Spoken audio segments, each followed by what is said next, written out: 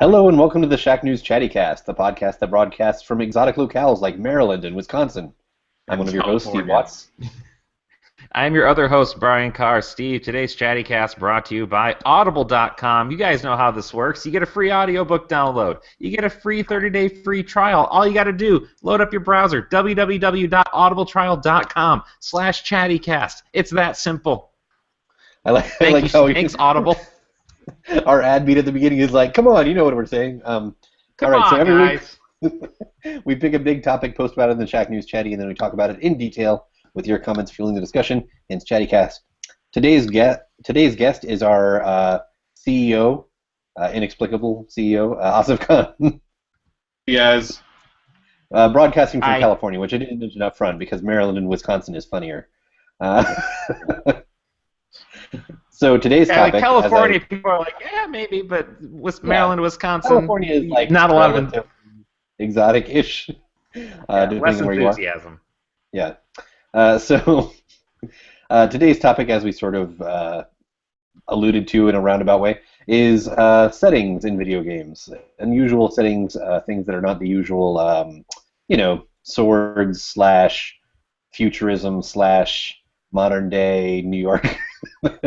It's kind of like how every crime show is in New York. So unusual settings in video games. But first, before we get to any of that, we're going to be talking about what we've been playing lately. And Asif, as our guest, of course, you do the honors first. I've kind of gotten back into PC gaming in a big way, like this year. But it's funny because I'm playing games that aren't really that new. I've been playing a lot of Grand Theft Auto Online because when it came out for 360, online was terrible. And then when it came out for broken. PS4, when it came out for PS4, we all know how unstable PSN can be. So I never really got to play GTA Online. I had a Rockstar Social Club account for years, but I never really played. A couple of Jackers and I we formed like a crew, and we're going around doing heists. I have about $2 million now. I got this car. It's an armored Kuruma, so it's a pink armored car with the Shack crest on the side of it, and we just drive around and cause that sounds about right. Outside of that, I've been playing a lot of there's a new stupid game on mobile. I don't know if it's even that new. It's called Merged. It's kind of like threes, but instead of the number 3, it's dice. So it's like 1, 2, 3, 4, 5, 6, and then 3 of them together turns into a block, and then if you merge 3 6s together, it turns into an M. If you merge 3 M's together, it kind of explodes and destroys the surrounding blocks. It's a path that I continue to go on with my brother, where he introduces a game to me. He's like, "This is my high score," and then I try to beat it. We have about I think it's a 35-year rivalry now, and me trying to beat his high score and things. So I gotta ask then, who's winning the rivalry? Like, what's the? He's up. I literally missed his high score by 64 points. I had like 3,600 15, and he's like whatever, like just slightly above it. I was so pissed. But yeah, he constantly trolls me. He'll send me screen caps of his high scores in various games. Do you ever initiate this conflict? Do you find games and get a high score and then challenge him? No, it's almost solely from him trolling me. I guess the one game where that wasn't the case was Pocket Mine. I found Pocket Mine, and I loved that game. And he ruined it for me by beating my high score by a factor of 2x. Other than GTA and that, though, I've been playing Rocket League again. We had that tournament last week, and I've been drafted to the All-Star game, so I'm pretty excited about that. I've been practicing to various songs like Eye of the Tiger and Push It to the Limit and the montage song from South Park. But yeah, I've been trying to get in there, and if you watch that tournament, everyone's good at aerials now, which is like jumping and then boosting into the air and just barely tapping the ball. The stuff that you can see on the internet, and even some of the best shackers, they're unbelievably good at controlling their cars in the air. So I'm trying to get better at that. And then we have a Team Fortress 2 shack battle that's now... Yeah, that was started up recently again. Yeah, Ozzy was talking about it too. We had 40 shackers in TeamSpeak last week, which was absolutely crazy. I don't recommend it. And then so the server's only 32. It can only support 32 people at once. So there's literally a line to play a game that's God knows how old. But it's still really fun. Team Fortress 2 is like one of the best games I think I ever made. And interestingly, like the exchange rate, it's like 40 chatty users is equal to like 4,000 Twitch users in terms of like profanity. So well, you made up the deficit.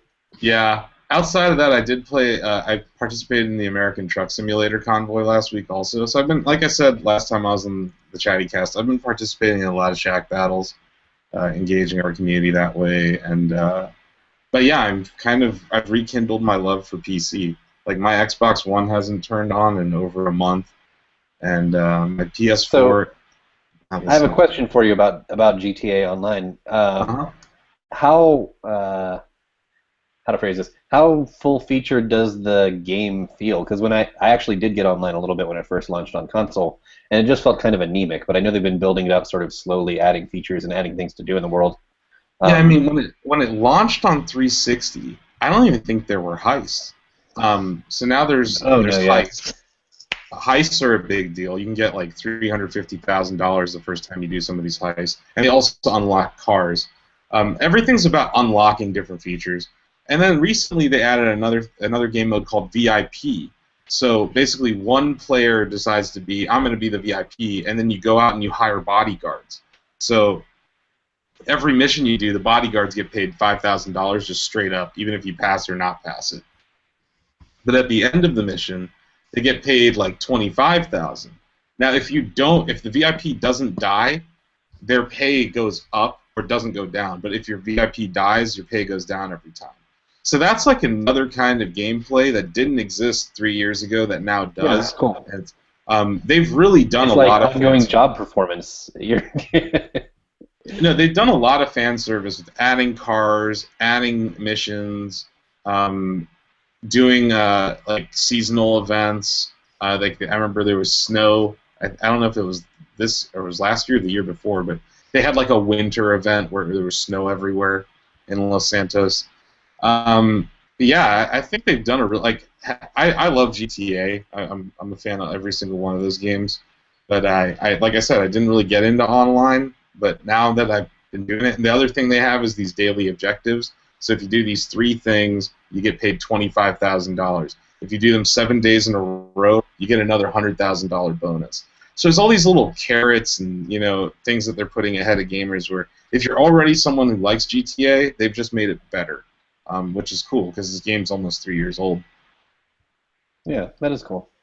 I don't know if I can dive back in at this point. I'm gonna have my little jalopy and be puttering along and get killed. Well, you can call me up. I'll come pick you up in my armored Kuruma, and we'll just go. In our Shack News branded armored car. There's actually two. Mad Dog also has a Shack News branded armored car. So you guys are starting a gang, basically, is what's happening. Yeah. Here. No. Shack News already has a crew. It's like huge. But I call it like a Splinter Cell group. Like we're within the Shack News crew. We call ourselves the NFG crew, which stands for No F's Given. And yeah, we operate with that mantra. So it's pretty fun. I put up a video of us. It's not actually like the mob. Like you don't have capos or anything. Like you're. No, our mission is just to have. Yeah, we're not organized. Because it's me, it's Mad Dog, it's Conan Dan, it's Skankcore, and a couple other guys, Alex, a few other dudes. Oh yeah, Davis loves Taco Bell. But yeah, like we get together and we just have fun. That game is I think the best part of GTA Online is the emergent gameplay. So like sometimes just one person accidentally kills another guy and it just starts this huge fight between everyone, and 30 minutes later. A future feature for GTA Online or some similar game where you can set up like an organized crime ring. Yeah, I think that's have, what like, money funneling upwards and things like that. I think that's what VIP is kind of starting. Mm-hmm. We were joking that like the next GTA should have like selfie sticks, and I thought another interesting thing they could do would be like there's just like random people on the street. you should just be able to abduct anybody and hold them ransom. Like, if you see a nice guy, like a guy in a nice suit driving a nice car, you should be able to carjack him, but then, like, throw him in your car in the trunk or something. So basically what you're advocating for is that Grand Theft Auto needs to become The Purge, where everything is legal. It basically has always been just an anarchy simulator. So, yeah, why not? I'm all for that. I would buy that on day one. Yeah, the police What's are like, fascinating about GTA, I bought this game 3 times, guys. I paid full price every time. So that's madness. Like, I don't do that. So you sunk almost $200 into Grand Theft Auto 5. Just easily. That's wow. Yeah, but at the same time, it looks gorgeous on PC. That's the #1 reason why I'm really enjoying it. Is it runs so smooth and it looks amazing.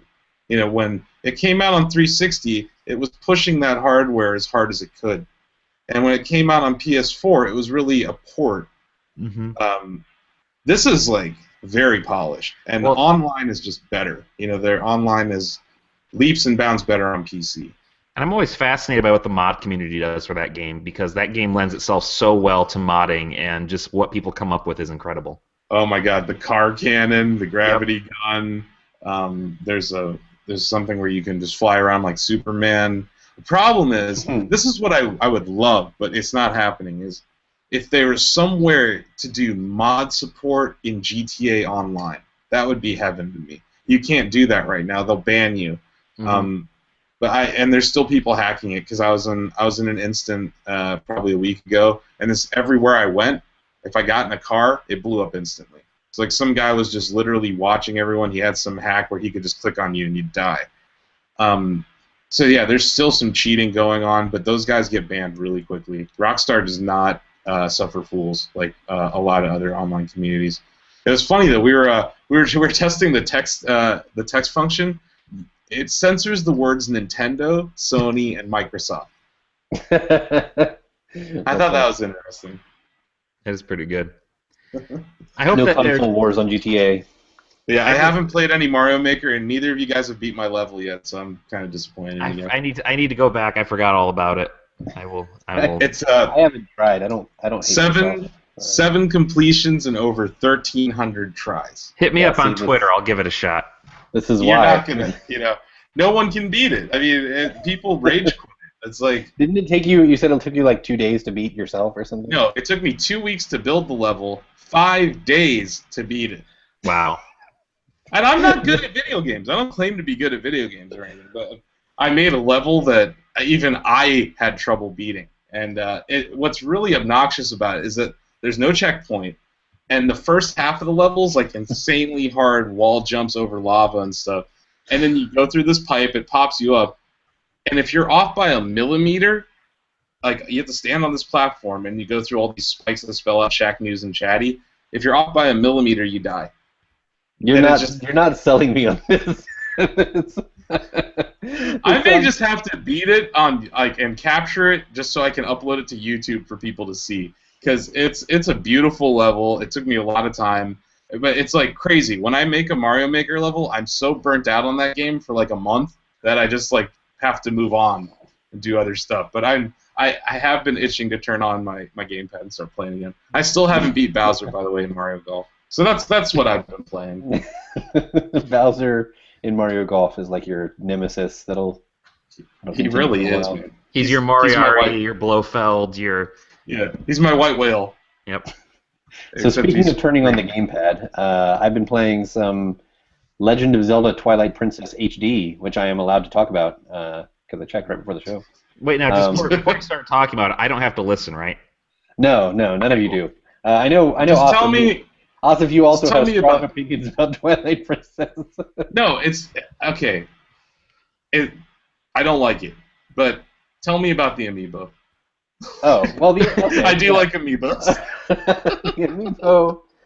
Well, the amiibo is here's my thing with amiibos. I think that the big cartoony, bubbly type characters look best. Like Tom Nook looks adorable, and like Toon Link looks awesome.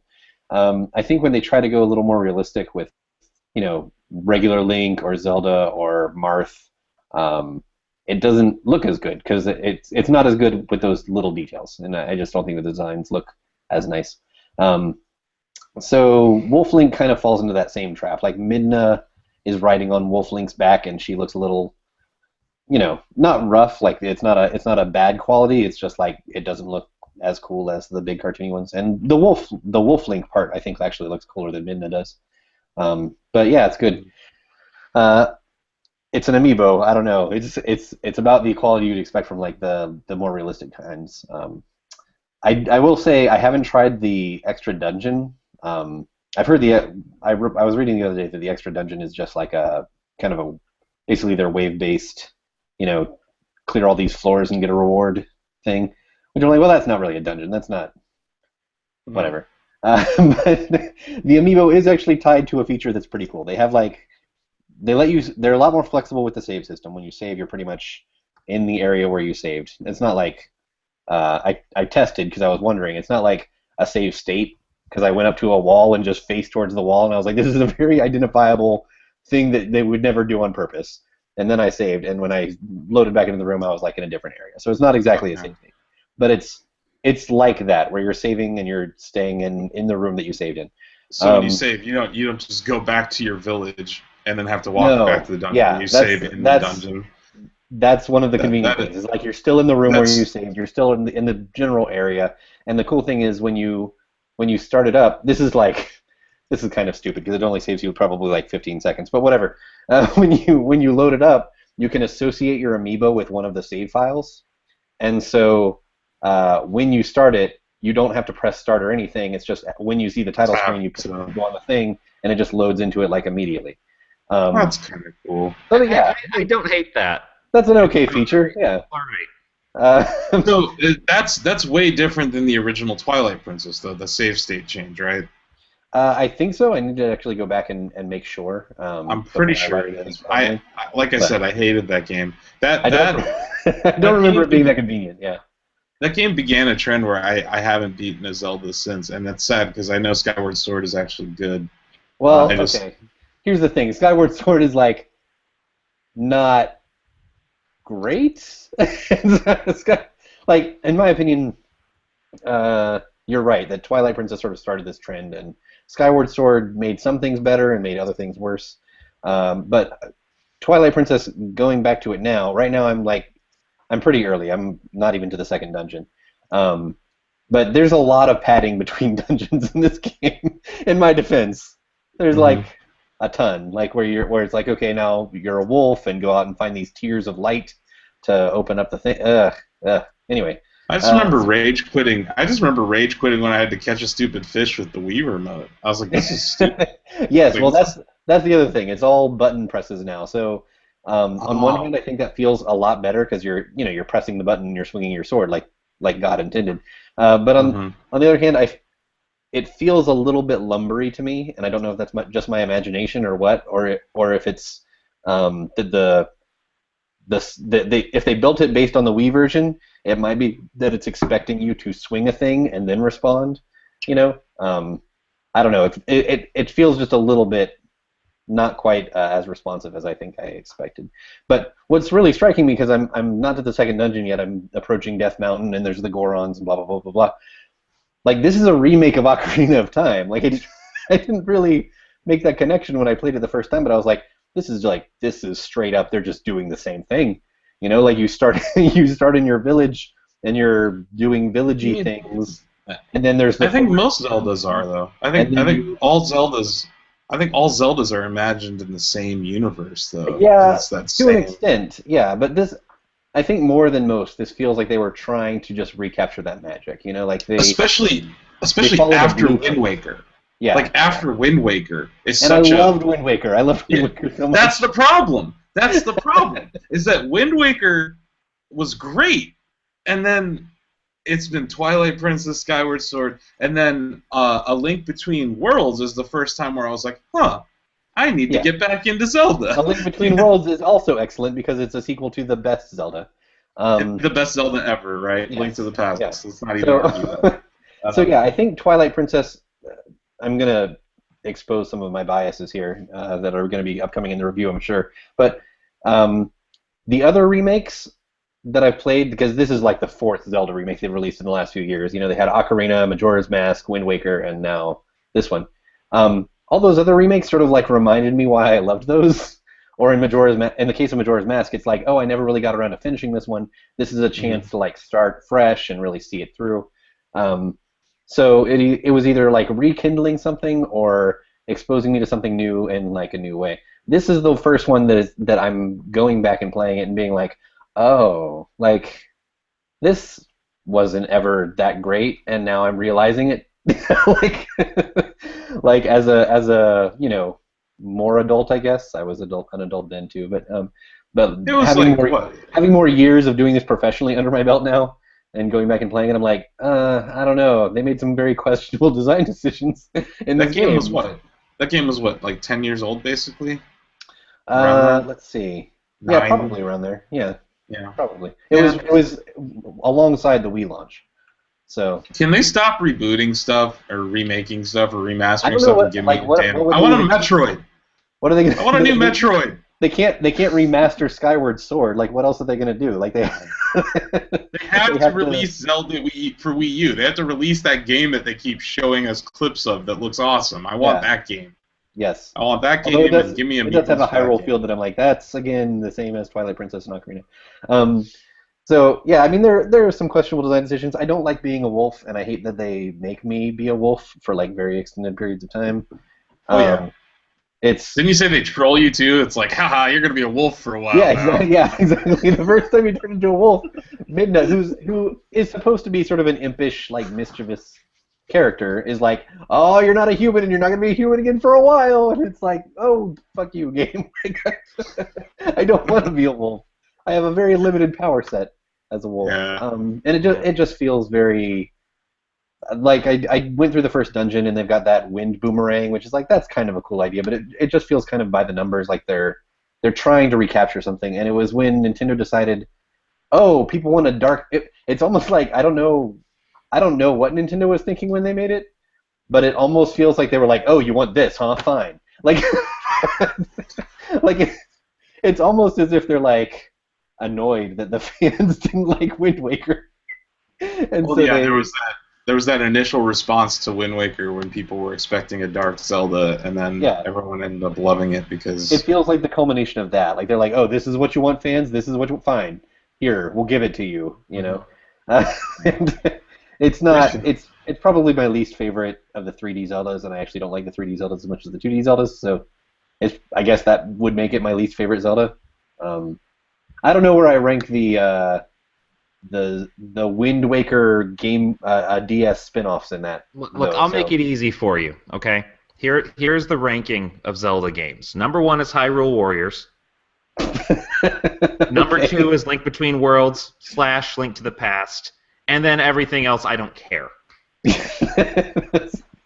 Yes, Brian is a longtime Zelda skeptic. That's one way to put it. I like Zelda. It's just this one is not. Going back and playing it, it's sort of exposing. I sort of suspected, like before I even touched it, I sort of suspected like this thing probably isn't going to stand up as well this many years removed. But going back and playing it illustrates it more than those other remakes did. Like Wind Waker, when they put that on Wii U. That was just like, wow, this art style totally holds up and it's gorgeous, and the concepts in it are really, amazing. And this isn't bad, I want to ask one quick question, and I almost don't want to because I don't want to talk about this more than we have to. But yeah, this can be the end of talking about Twilight. Here's something from a review standpoint. There's the temptation to write, fans of the series will like it and that sort of thing. That's like kind of like lazy shorthand, right? Right. But in a case like this, I mean, is it one of those things where it's just like, well, if you liked Twilight Princess, if you're one of those weirdos, and Twilight Princess really spoke to you, this is probably fine. Like, here's the thing about that like, question. does it work on that level?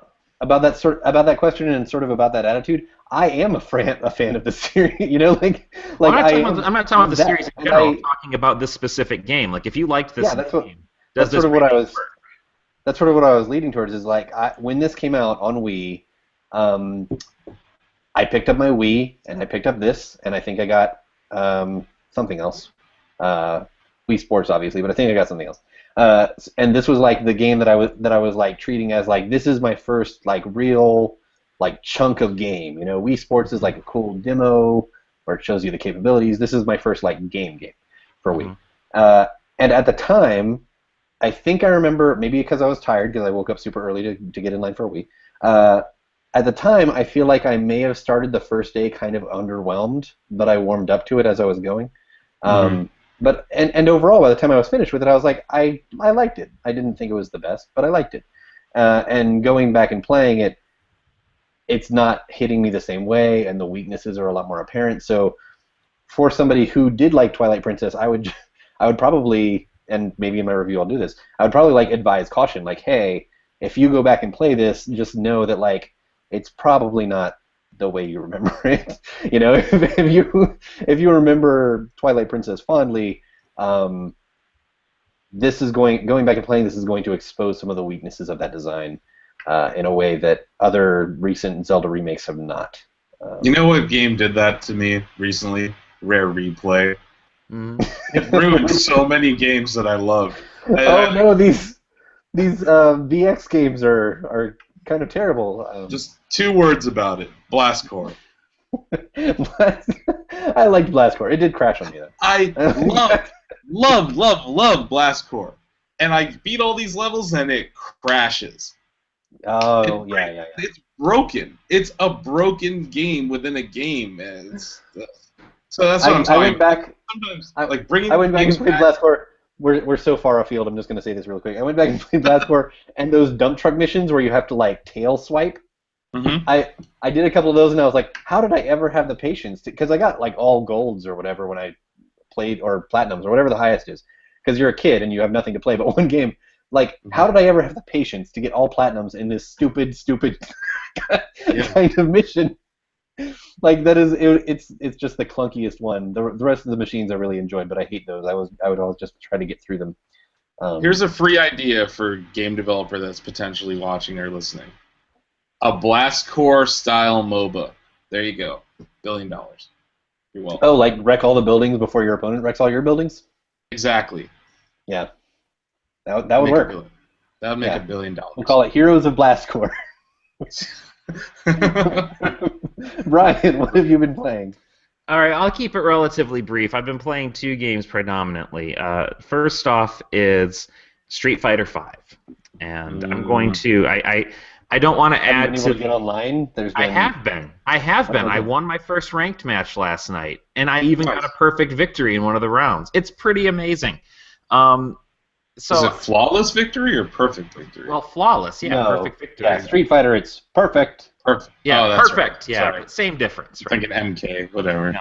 Yeah, same difference though. The guy could not get a hit on me. It makes it very obvious. Yeah. Perfect. Yeah.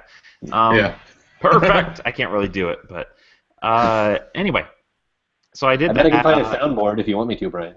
I don't. So I don't want to add, because, like, you know, obviously you could have a lot of discussion on whether the game's finished or the servers or whatever. I'm not interested. And we kind of did last week, so yeah. Yeah, it's been done to death, and I don't really want to contribute. What I do want to contribute to is say I have found my new favorite Street Fighter character. And this character is not on the roster. It is not any of the new characters, none of the returning, none of the ones you can play. My new favorite Street Fighter character is Eliza Masters, Ken's wife. What did she do? Well, I will tell you. Hold on, baby bird. Hold on, I'll tell you. Non-playable character, right? Non-playable character. Yeah, NPC. It only shows up in the story mode. Ken's story mode is that they are going to a party being thrown by Karen Kenzuki, the very wealthy fight lady. And Ken is talking to his wife, and she's basically like saying, "Oh, you're just going there looking for a fight, aren't you?" And Ken's like, "Yeah." And like he's like reminiscing. I'm Ken. It's what I do. Like they reminisce about Ken and Ryu and like how they'd fight each other all the time. And Eliza's like, "Oh, you two never change," because Ken's like saying, "I have to get more wins than him." And then they go to the party, and Birdie shows up, picks a fight with Ken. Ken's holding the baby. It says, "Here, Eliza, hold the baby. I'm going to go fight this enormous man." And Eliza's just like, "All right." and so Ken wins, and then he fights the hostess of the party. Karen shows up, Obviously. apologizes for the rudeness, saying that not having a proper formal fight offered to him. So they fight, and Eliza's just like, well, you're fighting the hostess of the party. That's okay. I'll just go over here. And she still stands by his side. Eliza is ride or die. I love Eliza. I think she's amazing. This story mode sounds so dumb. The story mode's like what? It's like 4 minutes long, right? It's not long. You can burn through these in 5 minutes, and most of them are pretty good. Like, there's, you got Rashid just like hunting dudes down on Twitter. You've got Armika and Zangief going around talking about like muscle style and stuff like that. It's incredible. Like, for whatever flaws this game has. Idea of Ken's wife being like, "You're gonna fight, aren't you?" He's like, "No, honey. How did you get that idea?" No, he doesn't even do that. He's like, "Yes, I'm gonna fight. I have to get more wins than Ryu this year." You're wearing your gi under your street clothes. So. And then there's this really funny part that maybe like is the part I forgot about until just now. They're talking about like themselves and each other, and then like Ryu, because like Ryu's like of course a very close friend of the family and all that. And he's like, "Oh, I wish Ryu could be here. I wonder where he is." And Ken's like, "Oh, he's off battling the Setsui no Hado and all that." Like, this is a normal conversation this married couple has. Street Fighter is awesome. Like, Eliza, she's seen some shit. Like by this point in Street Fighter V, she's seen like a guy who has psycho power. Yeah. Like, glow and fly through the air. And it's like, and she's not like the one who sits at home is like worried and like fretting over her husband. She's just like, yeah, all right, I'm just along for the ride at this point. Let's just see what happens. Like, guy shoots fire from his face, cool. Maybe might be an orphan depending on how this fight goes. So anyway, yeah, I love that part of Street Fighter. I love that aspect of the storyline and the characters, and this game is delivering. So whatever flaws it has, I'm willing to overlook for stuff like that. That's pretty great. The other thing I want to talk about is Fire Emblem. Fire Emblem Fates, I got Birthright, which is, I guess, the filthy casual version, but it's still really hard. I don't know why people are saying it's not. Don't talk to me. Yeah. I'm playing on hard mode because you, Steve Watts, told me that normal mode was too easy, and I hate you. So I'm playing on normal or hard classic. It's a little easy, yeah. And so I've lost a lot of characters that I can't use now, and some of them are like really important to the story. So they still show up, and I could really use their powers, but they're dead. They're crippled or something in the what's her name? Blue Lady, the singer lady. I want to use her, but I can't. She's very important. Yeah, she's dead. She's dead in my playthrough. But she's not dead in the storyline. Anyway, so that game's really great. It took its sweet time to get going. Those first 6 chapters are just a slog. I mean, they don't make you repeat it if you don't want. If you want to which thank God, because I don't want to ever. Yeah. But yeah, like I'm having a lot of fun with it when I get a chance to play it, which I haven't had a whole lot. Like the big game I've been playing is trying to finish this chapter I'm working on for another thing. It's like 6,000 words, and I have to cut another 500 words out of it. Anyway, so that's like the big game I've been playing. But when I get a chance, I like to play some Fire Emblem, and it's been real good so far. I'm currently trying to figure out who to romance. That's like a major concern for me right now. You're a guy, right? I played a guy for this one. I think I'm going to play a girl for when I go through Fates. But because there are certain characters, I'm like, oh, that might be a fun character to like see the romantic storyline play out for. And I can only romance them if I'm a guy, so I rolled a guy for this game. Oh wait, let me ask you a question. Do you have Jacob in your story, or is it? No, I have Felicia. Oh, okay. Felicia is my maid. I don't like Felicia. Yeah, that's exactly. I think Felicia's like the one they're trying so hard to get you to end up with. Well, yeah, I mean, like, Jacob is like the default, so I imagine that the maid would also be sort of the default, like the one that's to get to marry you. Right, yeah. She's a healer. She's all right. Like I bring her with me, but she's not like. I'm currently torn between I got like a Betty and Veronica situation going with Rinka and Orochi. And I don't know which one to go for. Have you tried romancing any of your birthright? So you have your biological family around. Have you tried romancing any of your biological family? It has not occurred to me, Steve. That's not the first place my mind went with this game. I'm curious if that is possible. I bet you are. Anyway, don't Google it. Whatever you do. Oh yeah, no. You'll find something. That is not something that's on ShackFacts.com. I feel like that's true. We can promote the launch of ShackFacts.com that we launched this week. So yeah. Anyway, Fire Emblem. It redirects to our guide site, but yeah, ShackFacts. I feel like I heard someone tweet that like, oh, you can romance family members, and I was like, what the hell? That's That's fair. not where my mind went. I just like, okay, I like this character. I think That's how they're cool. That's how you get the So- flipper babies, Steve. Yeah. You don't want the flipper babies. It's like Although showing them like we have a guide on Shack Facts. We have a guide to the different romantic options and what kind of offspring they produce. So Yeah. No, and I saw Daniel posted in our Slack chat today. There's like a meme of just like too many waifus. And it was like all the different characters. And I had to point out, okay, one of those is your like mom. 12 years old. And one of them might be your mom. And one of them is your biological mother. And not only that, I mean, like, stuff happens. Like, first off, you can't do that in the first place, and it's weird. But second, like, stuff happens where that becomes not an option. So, Yeah. Yeah. So anyway, we can move on to our big topic now. Fire Emblem's weird. That's all I'm gonna say. Fire Emblem But is very weird. Yes. It's going to get weirder. I'm just going to tell you now. So anyway, this week we were talking about the aspect of setting in game design. I had an awesome transition planned if we continue to talk about Street Fighter, because Street Fighter was set in a bunch of different places. I remember back in Street Fighter 2, you'd go to the USSR and China. Oh, the map. India. Yeah, the little plane flying USSR. around. That's great. Yeah, exactly. Yeah. But you ruined that by talking about Fire Emblem. So I guess I'll just go for the awkward transition. Far Cry Primal is launching this week, giving us a chance to tame wild beasts, construct rudimentary weapons, and spend a little quality time in the prehistoric era. Not since Caveman Joe have we really visited that. Ubisoft has had a way of setting its games in unusual time periods, especially with Assassin's Creed. But Primal got us thinking, what other eras aren't meeting their potential in video games? So, what settings would you like to see used more often in games? What are your favorite games that have used unique or unusual settings? And why do game designers so often fall back on a handful of settings? Brian, I'm going to go to you first. Okay, I feel like cool. you had a rant cooking for this earlier, and I don't remember what it was on, but So I don't know if it's a rant, but I just the challenge becomes, I think, part of why we don't see a lot of this stuff is just sort of the reason we don't see a lot of diversity in games in general. It's just more, we have these huge budgets that we have to try to make money back on, so we know that this will sell if we make a World War II game, or if we make a Modern Warfare game, or we make a game set in whatever time period, right? Right. Ubisoft kind of got away from that with Assassin's Creed because, well, they have the Assassin's Creed brand. People are willing to kind of follow it to whatever they end up doing. So that's part of why we don't really see this like a huge diversity in terms of the settings of the games.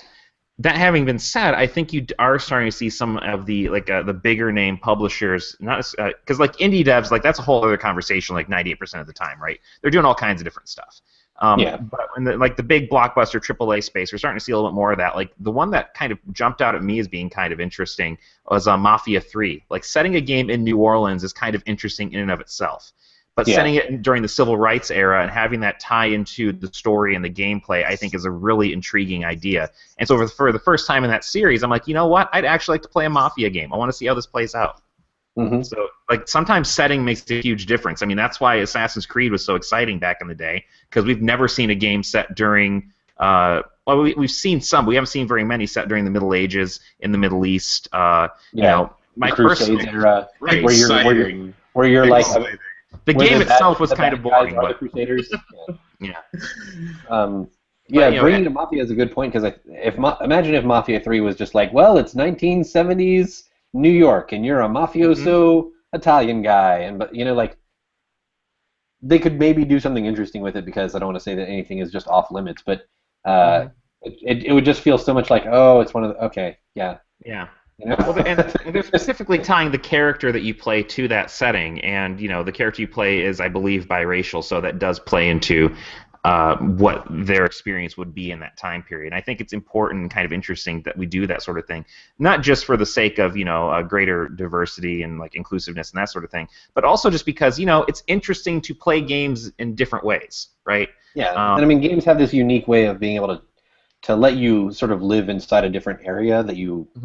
That you can't really explore in real life. And Assassin's Creed has been, really on the ball about that since the beginning. They keep sort of visiting other eras. Some work better than others.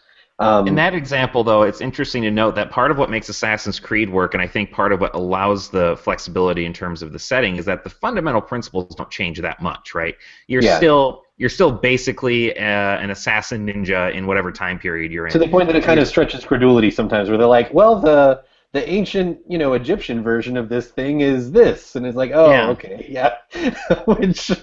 which from reading Josh's review, I haven't played that much Far Cry Primal myself, but from reading our review on Check News, that's sort of what Far Cry Primal does. It's sort of like just changes the wallpaper on Right. on all these game mechanics, and it's like, So it's the same thing, but you're calling it this now. So you can't have an AK-47, but you can have this that does Yeah, this. well, I don't know Maybe if it's a gun that shoots bees. I don't know.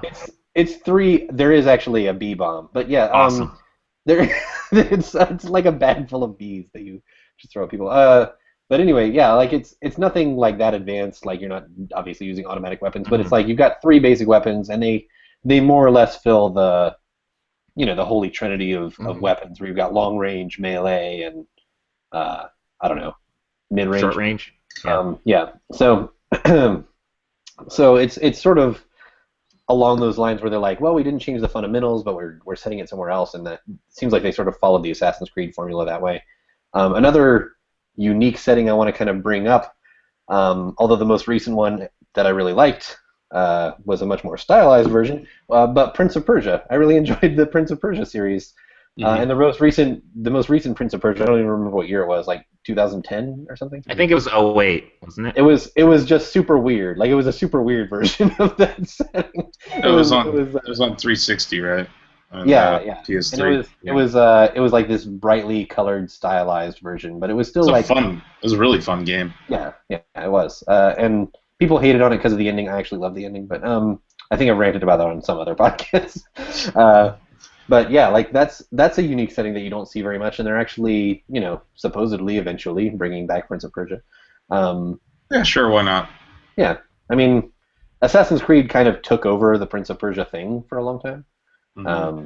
But now that Assassin's Creed is going not annual anymore, possibly even every 3 years, they got to have something else. Ubisoft needs to focus all their assets on Just Dance.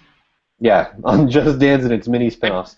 I mean, you joke, but that series does really well for that. No, I'm not joking. That's where I think it's 80% of their revenue is coming from right now, or something ridiculous. So it's a lot. So, it's a material. Yes. I have a little feedback that I want to use as a springboard, but first I want to go to you. Do you have any particular settings that you like to see in games, or that you would like to see more of? Okay, so yes, I do. And I've noticed something happening in the last 2 years, really, through announcements. Really not games yet, but just announcements of games. Space. Space is becoming a new thing again. It's like Final Frontier, I was going to say that, but I didn't want to. But what's happening with space? You have No Man's Sky, procedurally generated, right? You have this game that Shackers are making called Astroneer, which is going to be procedurally generated.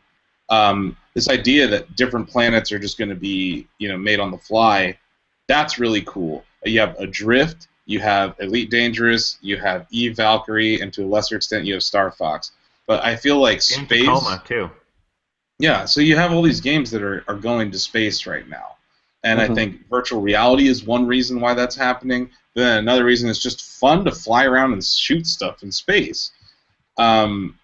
I think that's that's one area that maybe games weren't able to truly capture that feel until now, and that's one reason we're seeing it. And I also think you've tried to drift, Steve. Like when you're in virtual reality and you're in space, just something feels right about it. Okay, that setting translates. Sort of a floaty feeling, anyway. So yeah. Exactly, because your body's kind of disconnected already.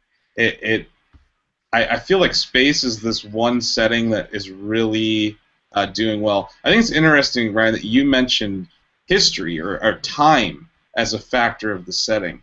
And I think that's another area that, I would like to see more games take place in the Roaring 20s or something. Oh, yeah. Or like, because I think that was a really interesting time in history. And like, there haven't been a lot of games about it. And that was a good, you could have maybe not a GTA style game, but or a GTA game, but you could have like the equivalent of Red Dead Redemption in that time period, and I would buy the heck out of it. So I think those are the two things that I would say is that different times in history that haven't been played out, and also the future when it comes to space and but at the same time procedurally generated environments. I think those are. To respond to your point about space, that's I joke. I made the obvious joke. You can always count on me for that. The Final Frontier, but I think that's actually part of the reason why it's appealing because nowadays with things like procedural generation, you can treat space like it's this vast, mysterious, unexplored thing. As opposed to okay, well, when you play Star Fox, for example, when you play Star Fox 64, it's like oh, okay, well, there's these 9 planets and then there's Venom. You're on a line. You're on a track. Yeah, exactly. Like you aren't discovering anything new, really. And the idea of space as this place that breeds discovery is something that technology is sort of catching up with and can do nowadays. That's what Elite did really well. Elite Dangerous did a fantastic job of. They actually recreated the known universe, and you can just fly around it, and you get points for discovering a new solar system, or exploring. That game is not as much about shooting people as it is just exploring and doing whatever. They added a couple of different features that made it more about a shooter. Eve Valkyrie is going to be that space shooter that everyone's going to be buying. But and I think No Man's Sky is that in between. One game that I want to bring up that I think it dipped its toe in it, but then was like, nah, Destiny. Destiny's like, here's all these planets. Oh, by the way, you need this spaceship to fly around. Oh, you can't fly the spaceship. That's true. The spaceship was a loading screen, basically. Yeah, exactly. But that very beginning, I don't know if it was the beginning of Destiny or it was the trailer for Destiny where they show someone on Mars. I think it's the beginning of Destiny. What's going on with SpaceX and all these other private companies that are trying to get to Mars? Or Elon Musk and Jeff Bezos are both working on rockets that can land after they go into orbit. The world is kind of in another space race, and I think gaming is going to reflect that. And I think that's kind of what we're seeing. It's almost like when science starts pushing in that direction, it drives up public interest in it, which drives up entertainment reflecting on it, and things like that. Which is why we got so many space shows in the 60s. No, you had The Martian, you had whatever the heck, Interstellar. You have all these movies that are coming out about space. You're having shows that are coming out about space, and now you're having games. I just feel like there's a zeitgeist towards space, and at the same time, procedurally generated levels are just adding to that. And I think that's the one trend that I would see. Like a game that did it really well, Mario Galaxy. I mean, it wasn't. I mean, that's talk about amazing levels. Not a realistic portrayal, but yes. No. But games don't have to be realistic.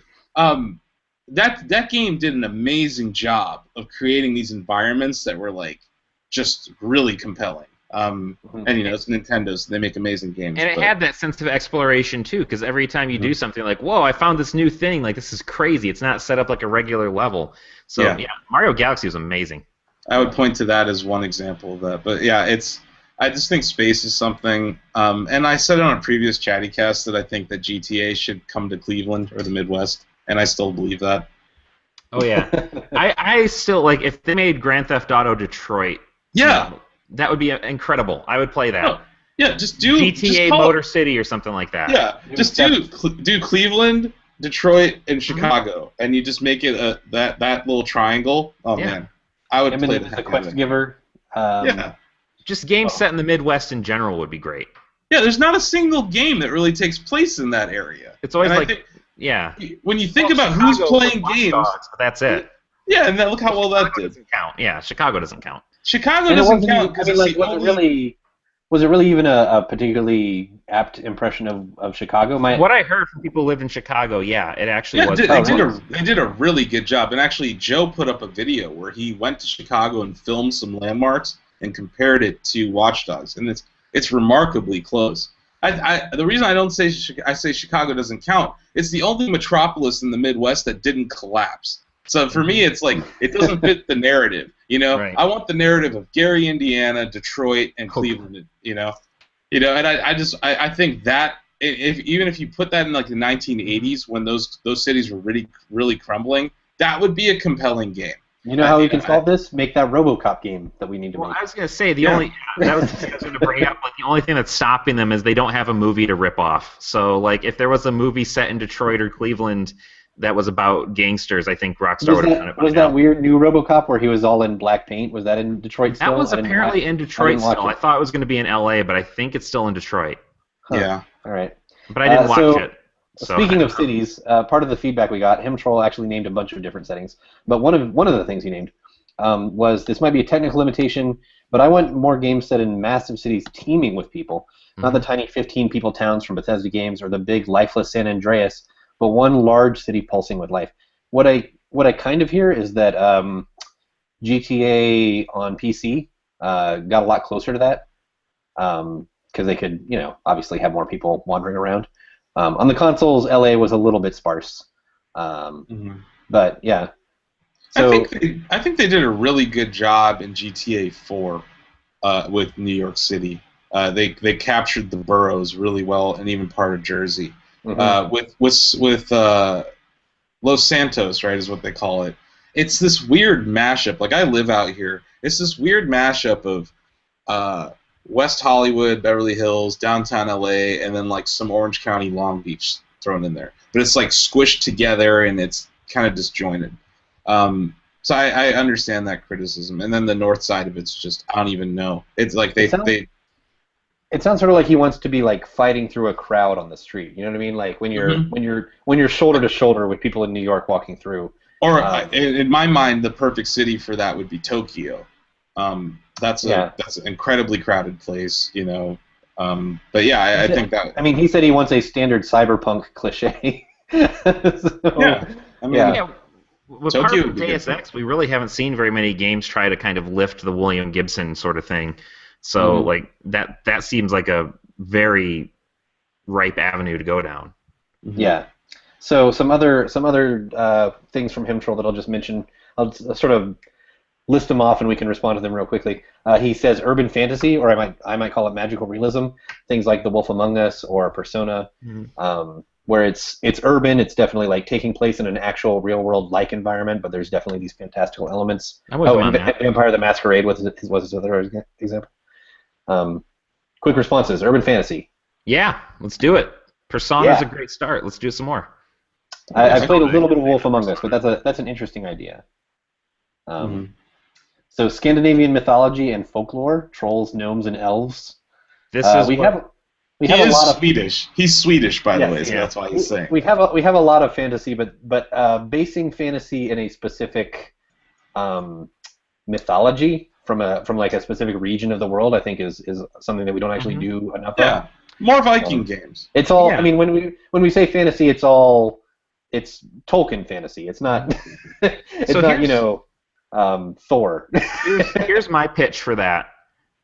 They were talking about doing a new God of War game, right? Why Yeah. not reinvent God of War and make it about the Norse pantheon with a Oh, different that'd be rad. character and like maybe like not tell the exact same story, but kind of that same thing. A lone Viking or a Valkyrie or something going against the gods Yeah, would be really interesting. I'd be for that that. sounds pretty rad. I would be into that. I Yeah. could A, I could get into that. yeah, like a Yeah, boss fight definitely. against like Heimdall who can see everything. Like that'd be great. Like Odin's ravens coming Wasn't after you. my memory is fuzzy on this, but wasn't Two Humans supposed to be It was some? heavily inspired by Norse mythology. Yeah. Yeah, yeah. It was You know, like futurism meets Norse mythology. one other setting that just kind of popped in my mind that like they've tried to do this multiple times, but like anime, Hmm. taking Mhm. an anime and actually making a good game out of it would be cool. Yeah, I Um, agree. one there's this movie. It's not even anime. It's based on a manga though. It's have you heard of the story of Ricky? Hmm. I It's have one of the not. most violent movies you'll ever see, but it's incredibly low budget. Do you Um, remember Steve the old Daily Show, the 5 questions thing, and it had smashing his the head. smashing the guy's head? Yeah, yeah. That's from That's that from that movie. movie. Yeah. Oh, Uh, all right. Well, that would be a great video game. I would buy the story of Ricky if they made it into a video game. And that's what I'm saying. Like if they could take the feel of a proper anime film, it would be yeah. amazing Yeah. in I in have a game. one of my great We just need that tragedies. Trigun game where Yeah. you can't kill anyone, but you can shoot everyone. Well, no, even if you don't necessarily play as Vash the Stampede in a Trigun game, that setting is really rich. And like Well, they had some kind of game set in that Sega was world. promoting some kind of online game called The Planet Gunsmoke that was based on That's it. Trigun, but nothing ever came of it. We only saw the title and nothing else. And that is my Well, that that's is a my shame. white whale that I'm really sad about never seeing. Like Mega Man Legends 3, at least we saw that it existed at one point. This I wanted to see more of, and we never did. Yeah. If you haven't watched Trigun, watch Trigun. So We all know how we can bring back Mega Man. Nintendo has to buy Nintendo has to Capcom, buy Yep, Mega yep, Man. Yeah. and yep. then they can make a proper Mega Man. He's Yep. better in Smash Brothers than anything. Another suggestion from him, Troll. I'm going to quote him exactly. Something said in the Orient, which I don't know if that's how you want to say it, but something said in the Orient that doesn't involve mystical laser karate powers or plowing through thousands of enemies with godly roundhouse kicks. It sounds like he just wants something more grounded said in that area. Like Foxconn Simulator or something. Well, but like if you look at like the historical, like there's a lot of things you could touch on in like feudal Japan or China. With like colonialism and that sort of thing, with the West kind of creeping in and influencing. Like, there's a lot of really rich historical settings. I mean, even like Jade Empire, like it did have the mystical karate powers, but it was set in that time period in sort of a fantastical way. But it was set in a time period that made it sort of stand out. Did you guys ever play Sakura Samurai for 3DS? Yes, yeah. That's a game that I wish came to Wii U. Mm-hmm. Totally. It was basically beautiful. Punch Out, but with samurai. I was into it. Mm-hmm. I could play that all day.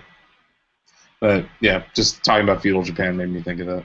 Yeah, but not as he says, plowing through thousands of enemies. I think he's very clearly talking about a particular game series. And finally, he suggested games that are set on the road or in nomadic societies where you're constantly traveling. So it could be like a road movie.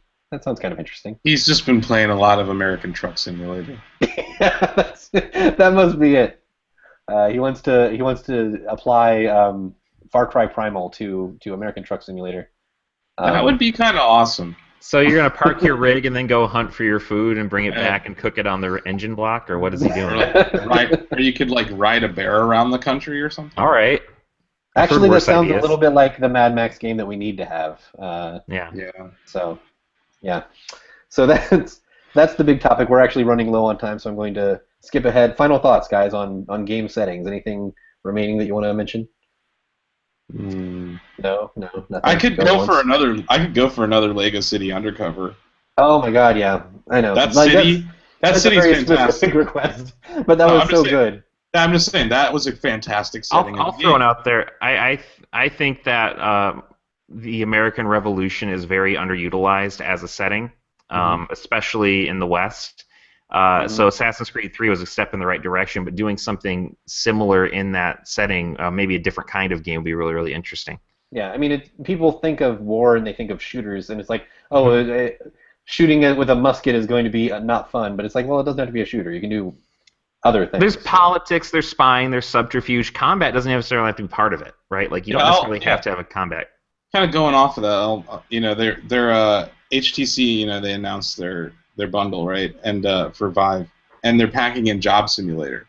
That's a perfect example of a game where you're not really killing anything. You're at your desk. That's the whole game. You're at your desk and you eat donuts and stuff. It's bizarre, but that's I think virtual reality is this one thing that'll kind of push game development to different settings that you wouldn't see in just a console flat screen experience. What an excellent transition, Asif. We're going to be covering news in just a second. Gold star. Brian, yes. Got to get to our sponsors first. Yeah, that's right. Our sponsor, as always, of course, Audible.com. They are offering you, the listeners of the Shack News Chattycast, a free audiobook download and a free 30-day trial. Check out that service. Tons of great books on games, tech, hundreds of other topics. If you want to get your free book and your free trial, just go to audibletrial.com/chattycast. Again, that's audibletrial.com/chattycast. Thank you, Brian. So our newsy bits this week, I'll keep it pretty brief. We'll just do the hot takes. But our top newsy bits here is the HTC Vive has gotten a price. It's releasing for $799 in early April. It is more expensive by about $300 than the Oculus, but it also $200. $200. It also let Oculus take that hit first. Everyone reacting to that. The reaction that I've heard around the Vive was basically like, people were like, oh, that's not as bad as I thought. No, and also you have to factor in that Oculus is not shipping with touch, their controllers, until later this year. We don't know what the cost of touch will be. So you're buying the Rift only as the headset. Yes. By the way, you get an Xbox One controller. Whoop-de-doo. But I mean, they do similarly both include two pack-in games, right? but Oculus has Eve and Lucky's Tale, and the Vive has Fantastic Contraption and is it Job Simulator? Yes, Job Simulator. But it's interesting because on the pack-in game front, Oculus is winning at launch because Job Simulator's neat. It's gonna you're gonna play it for maybe 20 minutes, and then that's it. It's like a demo. And no disrespect to them, that's a really cool idea, but it's not a game that has staying power. It's not something you're gonna play for hours. Meanwhile, Eve seems like I haven't seen much of Lucky's Tale, but Eve seems like it's a game, like it's a full-fledged game. Eve was the first thing I ever tried out in VR, and I loved it. And every single time I've gotten to see a different iteration of the Rift, they've shown Valkyrie with it, and every time it's better. It's an amazing game, and it's going to drive sales of that device. Oddly enough, it's only exclusive on PC to the Rift. It's going to launch on PSVR later this year. So it's that same timed exclusive nonsense that we keep seeing. I wouldn't be surprised if a year from now, Eve Valkyrie is available for Vive. But when they demoed it at CES, they showed Vive with Elite Dangerous for that reason, because, like I said, space and VR is like peanut butter and jelly.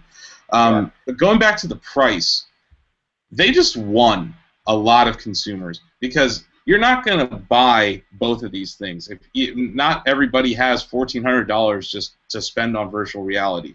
So you're going to have to make a Sophie's choice here. And I think that with the feature set in the Vive, it's just a better device for the price. As somebody who's not, probably going to buy either of these at launch just because they're expensive.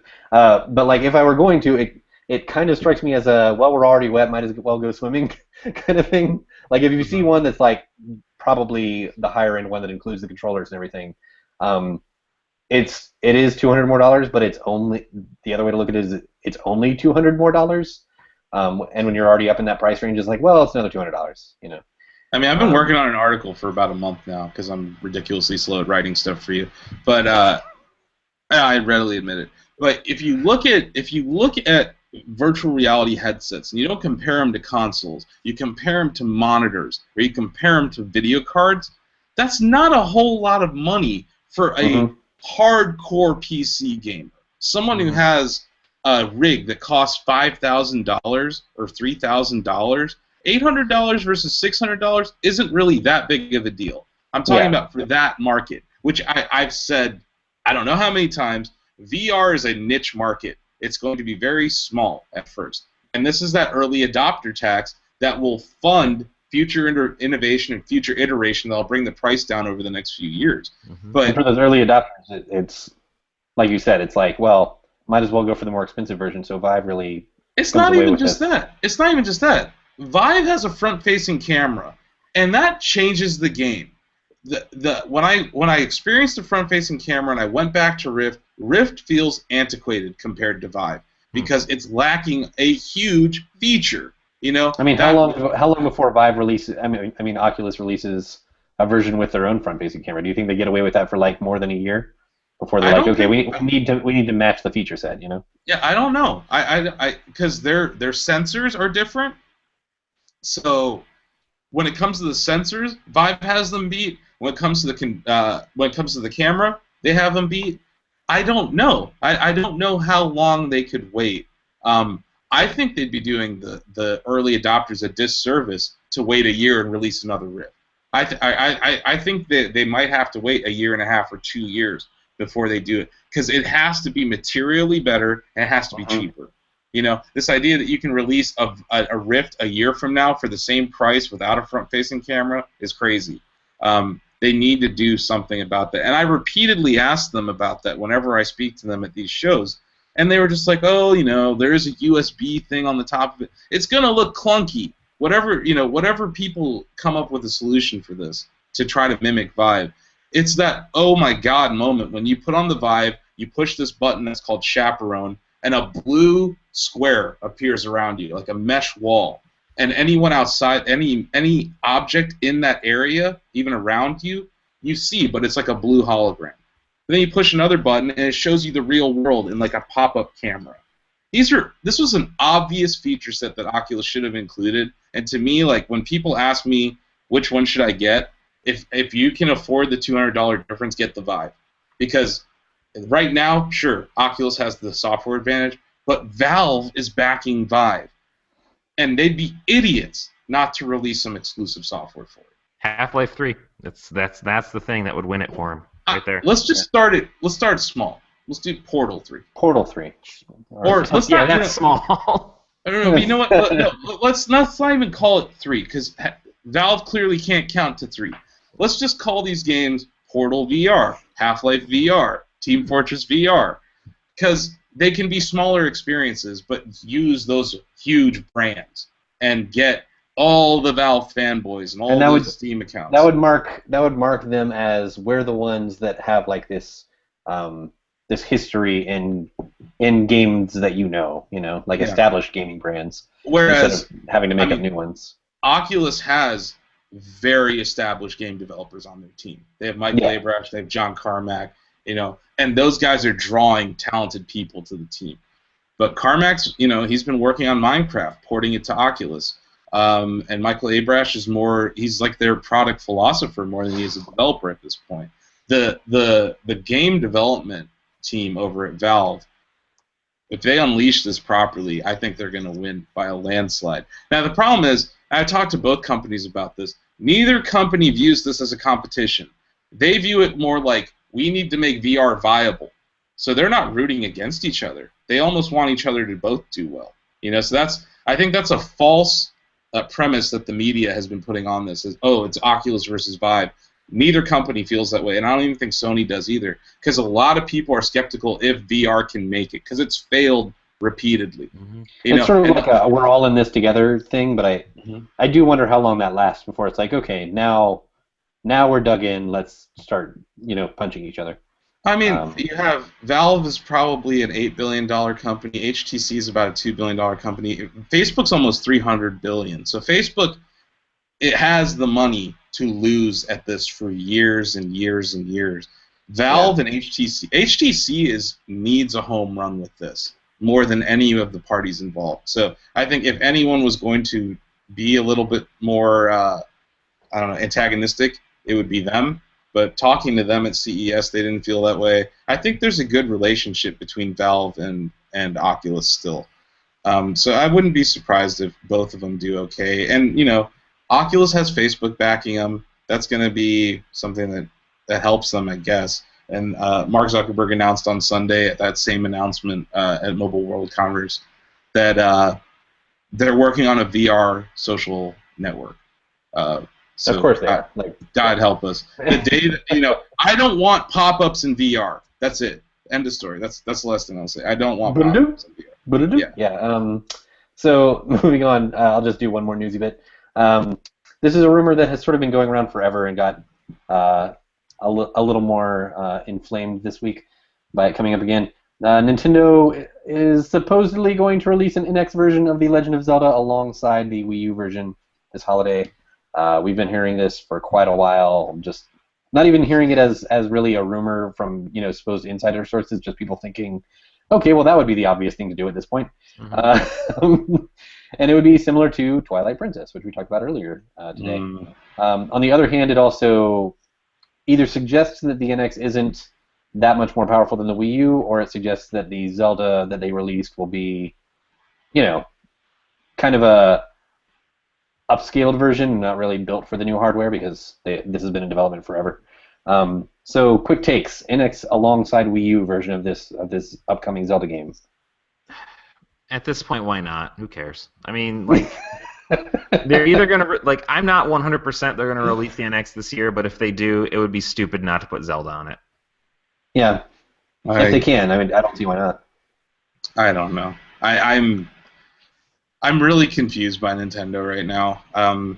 I hope that the NX comes out this year, and I hope it's cool, and I hope they actually make it a high performance device. Mm-hmm. But yeah, I mean that's sort of the thing about.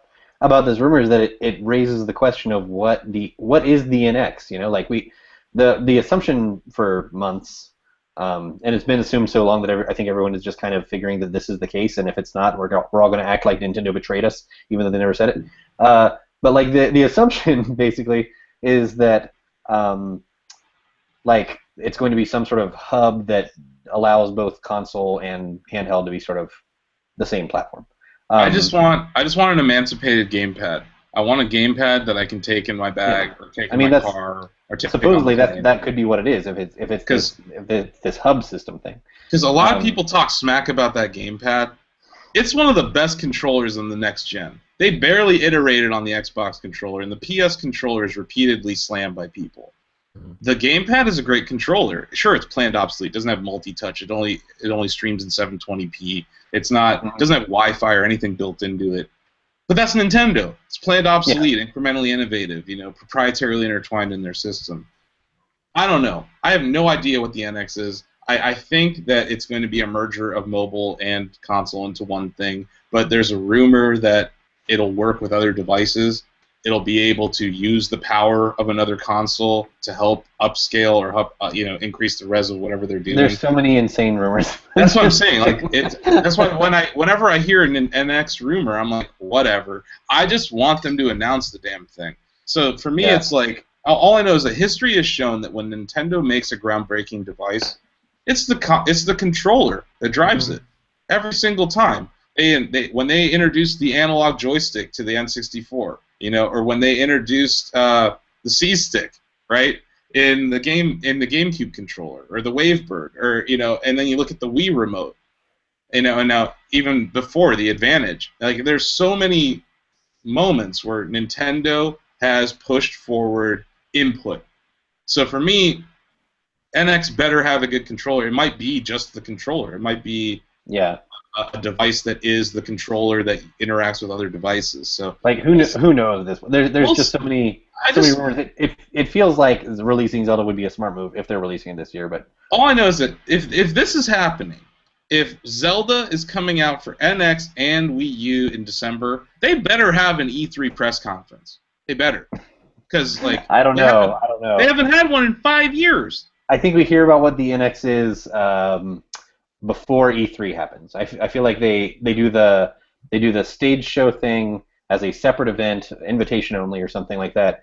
A few weeks at least before E3, and then E3 they, focus on other things, because that seems to be how a lot of hardware announcements are going. Like isn't there a PSVR event sometime before E3 now? March.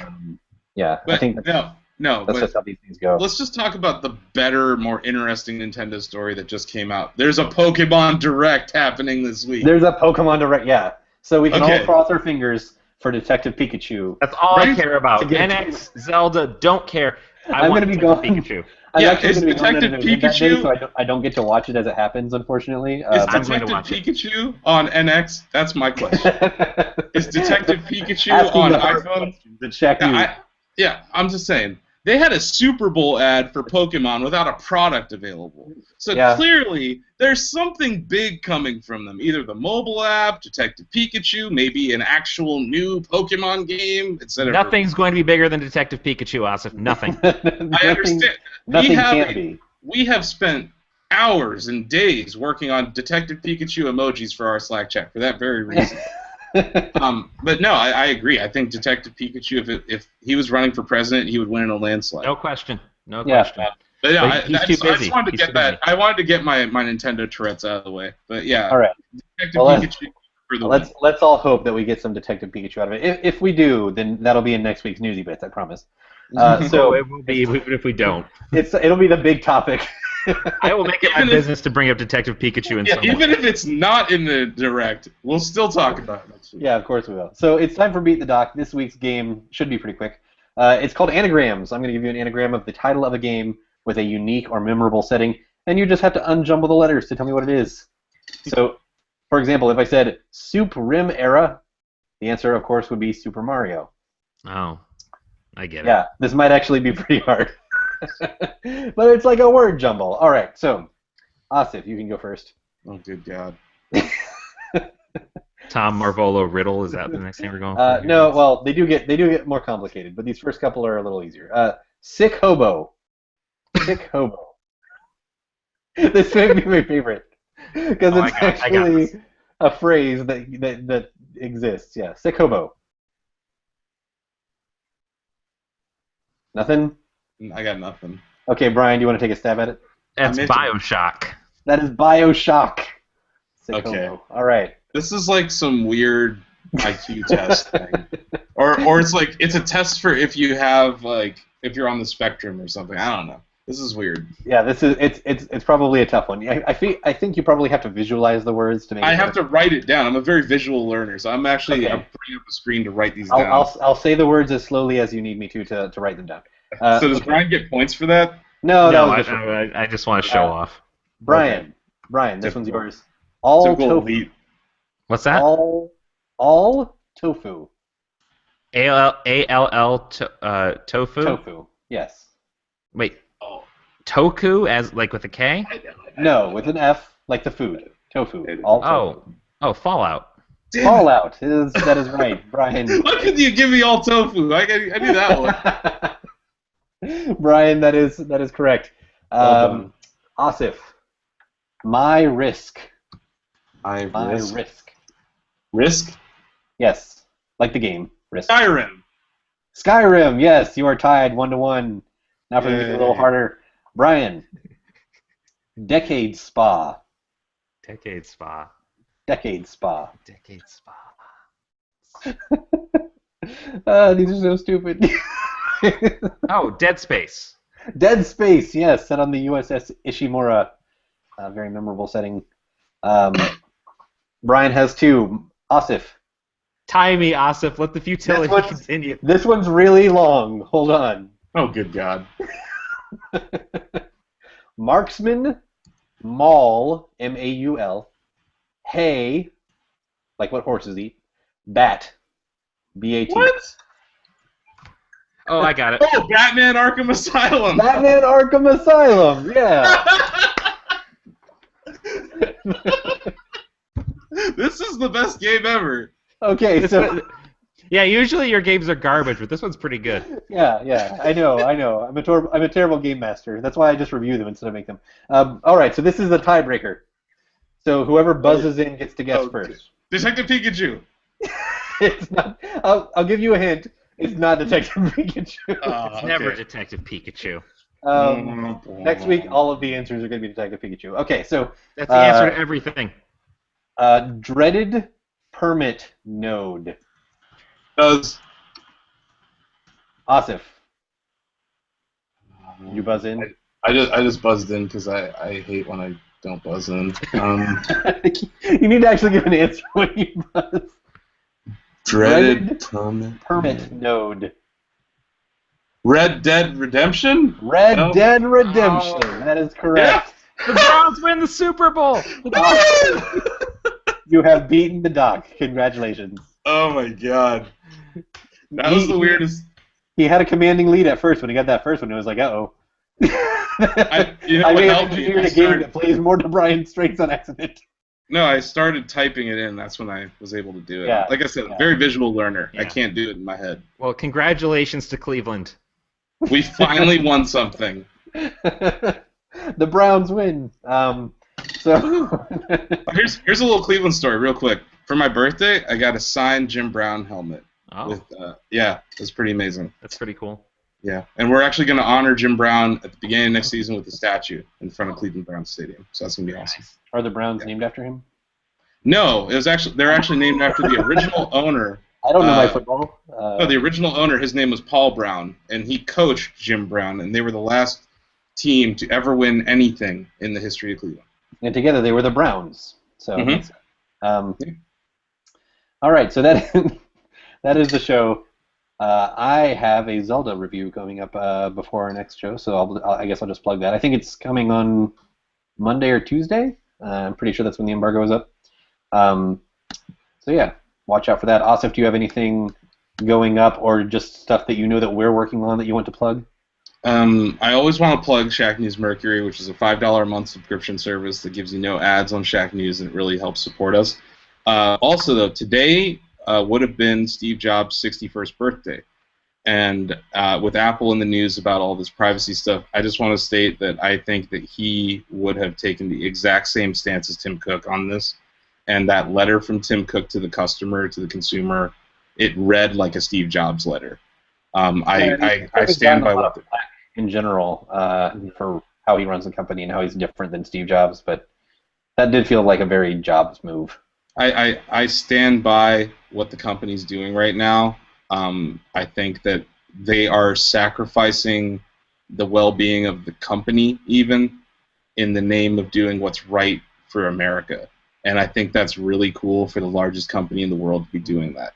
You know, we've had companies like Walmart or ExxonMobil that have been the largest company in the world, and we've seen the kind of disservice they've done to our country. Meanwhile, Apple is doing this. They're getting a lot of heat. A lot of people that don't understand what's going on are just saying that Apple's supporting terrorism. That's not the case. They're trying to use the All Writs Act from 1789 to legislate encryption on smartphones. So clearly, legislation needs to be passed.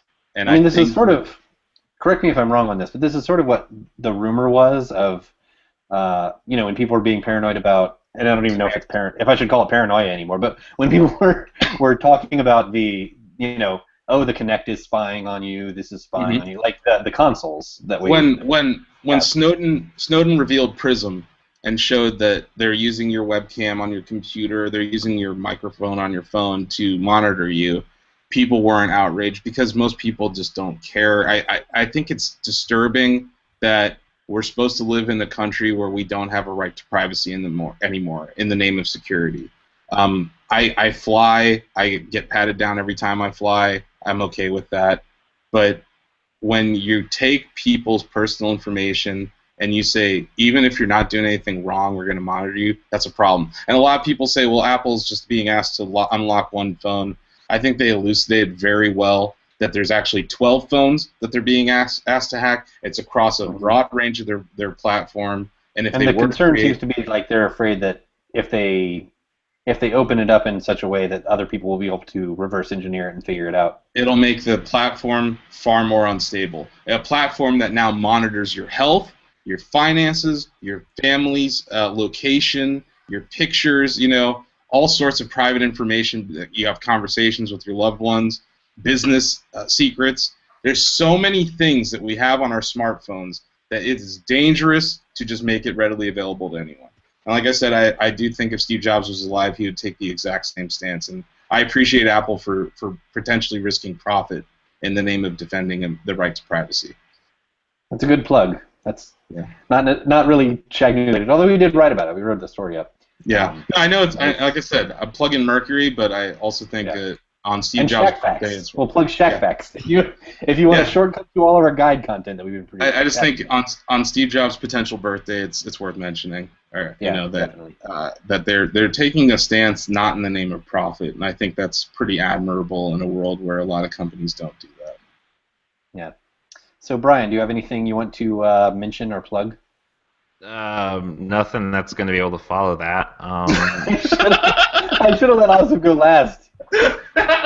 You can't make Detective Pikachu. Yeah, again, I think I'd like to promote Detective Pikachu. I think he's got the right plan for this country. He's got the right plan for all countries. He's a good man. Detective Pikachu for president. Yeah, seriously though, like we could really use Danny DeVito's voice in that game. Did you see the trailer? Somebody cut that. Yeah, just like I wanted to be Always Sunny Danny DeVito. I wanted to be like disgusting. Frank. That's what they did. Is they took Frank Reynolds dialogue and dubbed it over. It works. There's like one line where he's like kissing the girl bends down to kiss him in the alley, and it's like, I don't know how many years I got left. I'm gonna get real weird with them. It just fits perfectly to the scene. So. That's pretty bad. The current season It's Always Sunny. That's a pretty good one too. Let's plug that. That's not bad. He's not Always Sunny. He makes himself particularly disgusting. I gotta get back into that show. Oh yeah, have you been watching The People versus OJ? It's pretty hilarious. No, I have not. I saw a picture of John Travolta though. The cringe-worthy, non sequitur Kardashian kid scenes they're worth watching this whole show for. Like, I have a feeling that's why they made this show in the first place. Like that had to be why. David we can tie it Schwimmer to current events. I just want to cut together David Schwimmer saying the word juice, like at each instance of it, and just put it on YouTube because every time he might as well be saying Rachel. You know, Did you know that there was a? We're going so off topic. Who cares? I know. The show. Did you know there was I always take this show off the rails. a short-lived? I think they covered it on This American Life or something. There was a short-lived like hidden camera prank show called Juiced, and the resolution of almost every prank was like O.J. Simpson being like, "Hey, I'm O.J. Simpson," like coming coming out of the behind the hidden cameras or whatever. Oh man. Yeah, and every once in a while he would make like casual jokes about his, suspected crime, and it's like, well, that's weird. That's a weird tone. He's in jail now for a different crime. Weird, yeah. But all yeah, right, well, I would recommend that show too. On that bizarre, cheery note, I think we're gonna get out of here. Next week is the Detective Pikachu special. All Detective Pikachu all the time. So until then, for Asif Khan, I'm Steve Watts. And I'm Brian Carr. And we'll see you on Chatty.